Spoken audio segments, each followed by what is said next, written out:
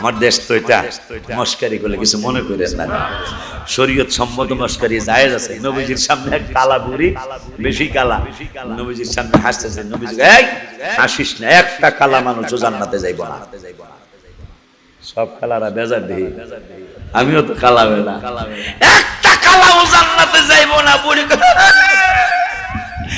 নবীকে কান্দিস না, আমার নূরের নবীর সামনে কালা বুড়ি কয় নবী গো কান্দনিয়া কথা কইছেন, আমি কি হাসবো? আমার নূরের নবী সাল্লাল্লাহু আলাইহি ওয়াসাল্লাম কয় কালা রে টেনশন করিস না, যেই দিন তুই জান্নাতে যাবি রে কালা, ওই দিন তুই আর কালা থাকবি না। আমার আল্লাহ জান্নাতীদেরকে শুধু কেমন কি করবে জানো নি? জান্নাতীদেরকে আমার আল্লাহ ঈসা নবীর বয়স মোবারক দিবে, জান্নাতীদেরকে মুসা নবীর শক্তি দিবে, জান্নাতীদেরকে আমার আল্লাহ ইউসুফ নবীর চেহারা দিবে, জান্নাতীদেরকে আমার আল্লাহ দাউদ নবীর কণ্ঠ দিবে।